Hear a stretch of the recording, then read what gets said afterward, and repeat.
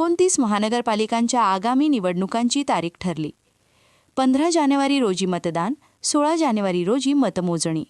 निवडणुकांसाठी आजपासूनच आचारसंहिता लागू. महाराष्ट्र राज्य निवडणूक आयोगाची महत्त्वपूर्ण पत्रकार परिषद आज मुंबई येथे पार पडली. या पत्रकार परिषदेत राज्यातील 29 महानगरपालिकांच्या आगामी निवडणुकांबाबत सविस्तर माहिती देण्यात आली. राज्य निवडणूक आयोगाचे अध्यक्ष दिनेश टी वाघमारे यांनी निवडणूक कार्यक्रम जाहीर करताना सांगितले की येत्या 15 जानेवारी रोजी मतदान होणार असून 16 जानेवारी रोजी मतमोजणी करून निकाल जाहीर करण्यात येणार आहेत. या निवडणुकांसाठी आजपासूनच आचारसंहिता लागू करण्यात आली असून सर्व राजकीय पक्ष, उमेदवार आणि प्रशासनाला आचारसंहितेचे काटेकोर पालन करावे लागणार आहे. निवडणूक प्रक्रिया पारदर्शक, सुरक्षित आणि शांततेत पार पाडण्यासाठी आयोगाकडून सर्व आवश्यक तयारी करण्यात आली असल्याचे वाघमारे यांनी स्पष्ट केले. या निवडणुकांमध्ये एकूण 1,96,02,869 जागांसाठी मतदान होणार आहे. यामधून 1,448 जागा महिलांसाठी राखीव ठेवण्यात आल्या असल्याची माहितीही त्यांनी दिली.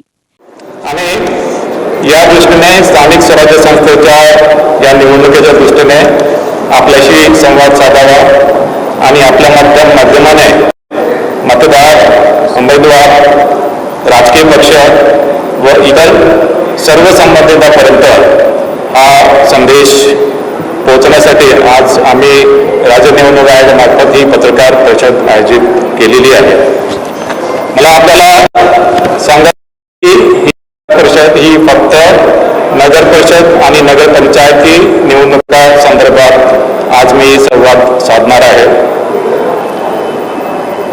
राज्यामधल्या ज्या निवडणुकीस पात्र असलेल्या 246 नगर परिषदा आणि 42 नगरपंचायतीच्या सार्वत्रिक निवडणुका राज्य निवडणूक आयोगामार्फत घेण्यात येणार आहे. आणि यामधून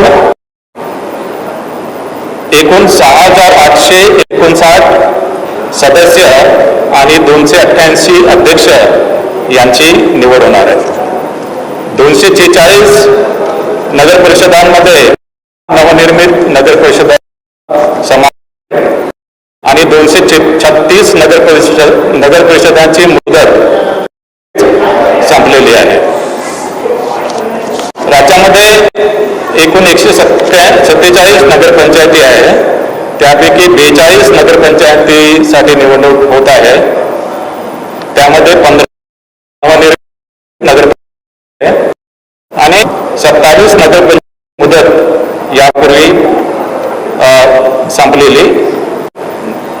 संपलेली आहे आणि उर्वरित 105 नगरपंचायतीची मुदत यापूर्वी समाप्त झालेली नाही.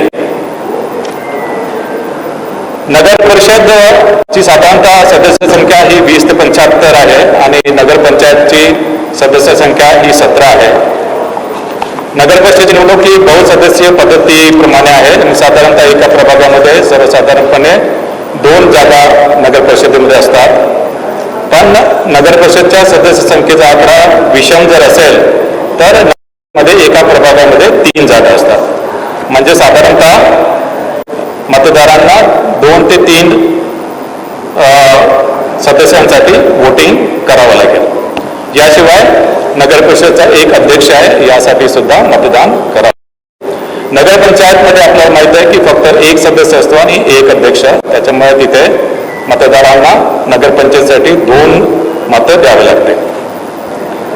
नामनिर्देशन हे पूर्णपणे राज्य निवडणूक आयोगाने जे संकेतस्थळ विकसित केलेले आहे त्या संकेतस्थळावर ऑनलाईन नामनिर्देशन पत्र स्वीकारले जातील आणि एका प्रभागामध्ये एका उमेदवाराला जास्त नामपत्र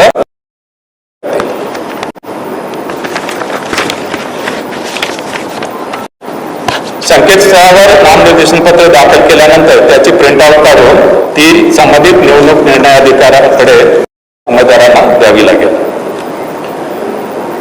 नामनिर्देशन पत्रासोबत जात वैधता प्रमाणपत्र देणे आवश्यक आहे. मात्र ज्यांनी महिलांचा राजकारणातील सहभाग वाढावा आणि त्यांना सुरक्षित वातावरण मिळावे या उद्देशाने यंदाच्या निवडणुकीत विशेष उपाययोजना करण्यात येणार आहेत. त्याचाच एक भाग म्हणून राज्यभरात गुलाबी मतदान केंद्रे उभारण्यात येणार असून या मतदान केंद्रांवरील सर्व कर्मचारी महिला असतील.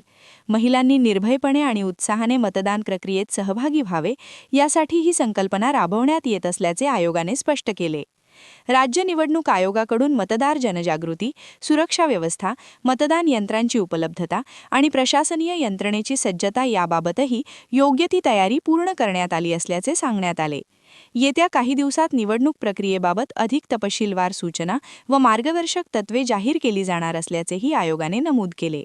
एकूणच 29 महानगरपालिकांच्या निवडणुकांसाठी राज्य सज्ज झाले असून लोकशाहीचा उत्सव शांततामय वातावरणात पार पडावा यासाठी निवडणूक आयोगाने सर्व नागरिकांना सहकार्याचे आवाहन केले आहे. कॅमेरामॅन सचिनसह सनी भोंगाडे, शंखनाद न्यूज, नागपूर.